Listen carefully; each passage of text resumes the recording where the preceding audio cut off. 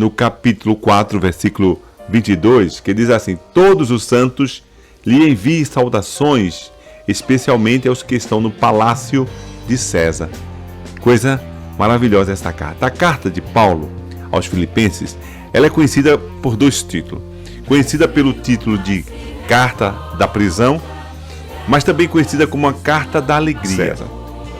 Essa Carta da Alegria, ela nos chama muito a atenção a perguntar o seguinte: como uma pessoa que está presa de forma injusta, foi caluniada pelo que não se fez, e agora ele está ali pregando o Santo Evangelho, ele está mandando cartas, não uma só, mas cartas para aqueles seus conhecidos, para as igrejas, e este homem que está preso, um local inóspito, um local escuro, um local úmido, possivelmente, um local que não tinha os direitos humanos garantidos, embora tivesse o direito dos cidadãos de Roma, mas não são os direitos que nós temos hoje.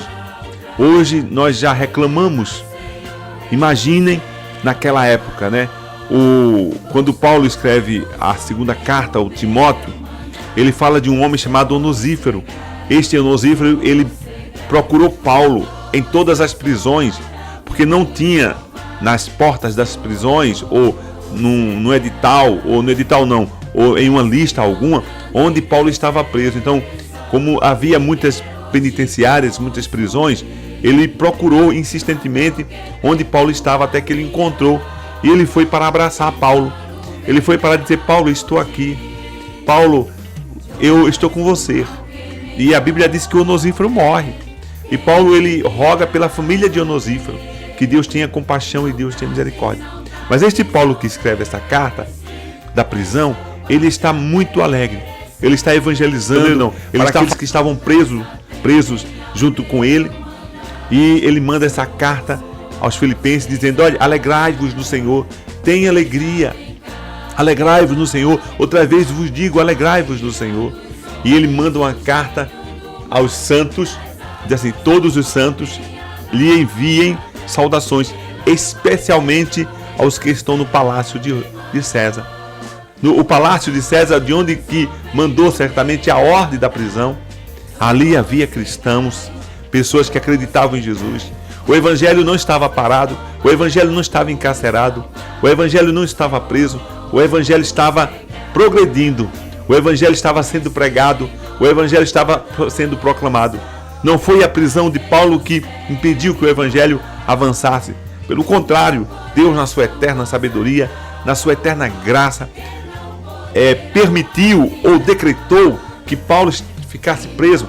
E se Paulo não ficasse preso, certamente nós não teríamos esta carta linda, esta carta maravilhosa, esta carta que nos consola, esta carta que nos instrui, esta carta que nos dá força, esta carta que nos dá alegria, esta carta que nos traz esperança, pois ela é canônica, é a palavra de Deus, são os preceitos de Deus, pelo Espírito eterno de Deus. Paulo escreveu esta carta para o bem da igreja, para a alegria da igreja, para instruir a igreja. O que eu quero também ressaltar é porque Paulo está feliz, porque Paulo está alegre e porque Paulo diz: alegrai-vos no Senhor, se ele está preso, se ele está encarcerado, se ele está cerrado em uma prisão.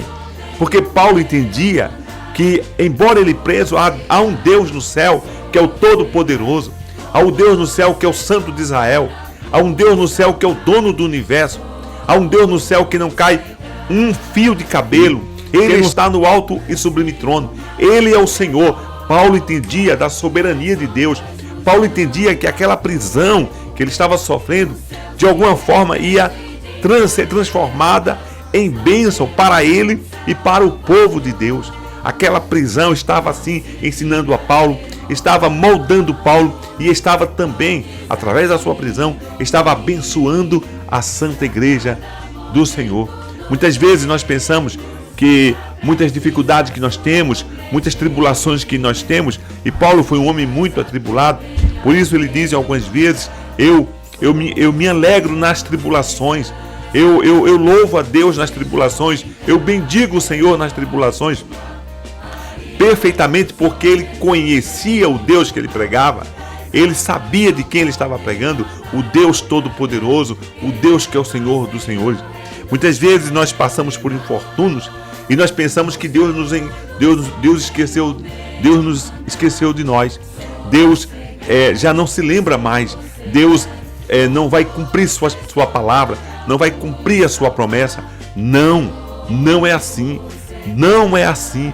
Deus é o Senhor do universo. A terra e o céu pertencem a Ele. Deus é o Santo de Israel. Deus é o Todo-Poderoso.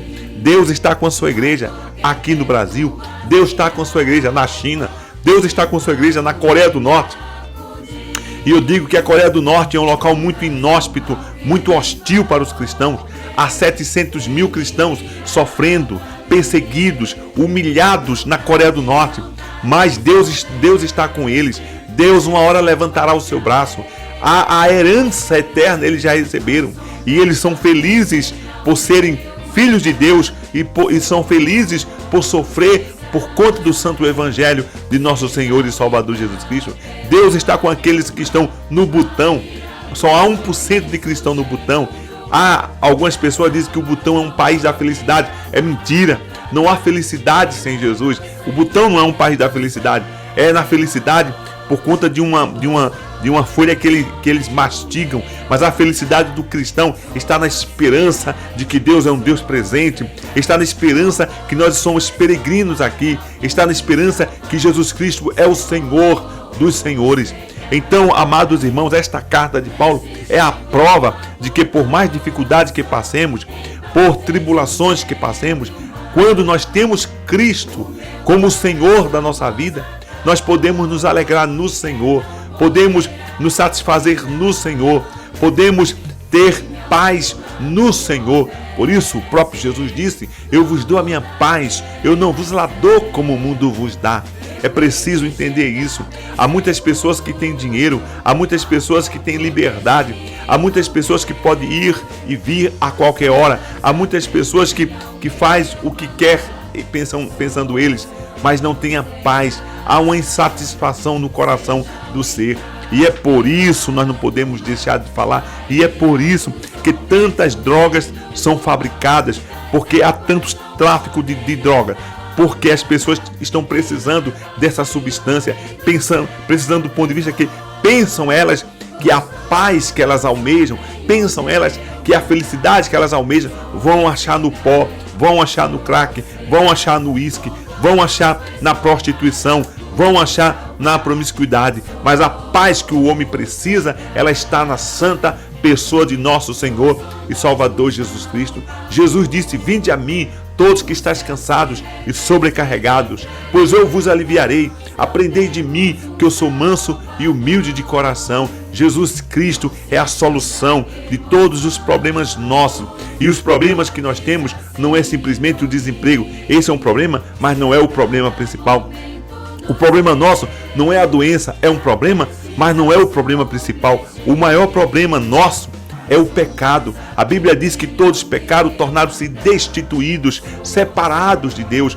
Todos os problemas vêm desse problema maior que é o pecado.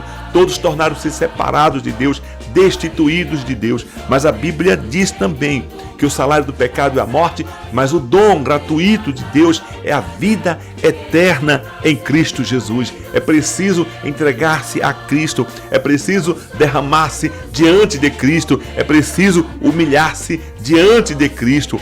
É claro que é Ele que nos escolhe, é claro que é Ele que nos chama, é claro que é Ele que nos convence, é claro que é Ele que nos predestina, nos elege, não tenha dúvida. Mas também é claro que a Bíblia diz que há uma responsabilidade de nós acreditarmos, há uma responsabilidade de nós irmos.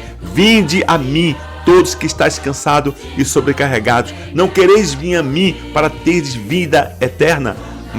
O profeta Malaquias, no capítulo 3, do versículo 6 ao versículo 8, Deus diz: voltai a mim, venham para mim, e eu voltarei para vós outros. Então o próprio Deus falando com seu povo, dizendo: venham para mim, volte-se, arrependam-se, e eu voltarei para vós outros. Então é necessário o homem se responsabilizar, ou seja, tomar a responsabilidade respeitar a responsabilidade, assumir, é a melhor palavra, assumir a responsabilidade que Deus colocou sobre os nossos ombros. Deus colocou uma responsabilidade de acreditarmos, de sermos cristãos, de irmos ao seu encontro.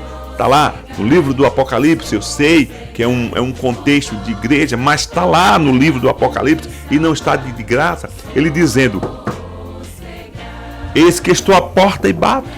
Se alguém ouvir a minha voz e abrir a porta, eu entrarei e cearei com ele, e ele ceará comigo. Ele será o meu filho e eu serei o pai dele. Diz o Sagrado Texto. Há muitas pessoas que pensam que andam com Jesus. Há muitas pessoas que pensam que são amigas de Jesus, mas elas são inimigas de Jesus. Por que são inimigas? Porque a própria palavra diz: todos que me amam ouvem a tua palavra. Todos que me amam vivem a tua palavra. Todos que me amam praticam a minha palavra. Eu e o Pai viremos e faremos nele morada.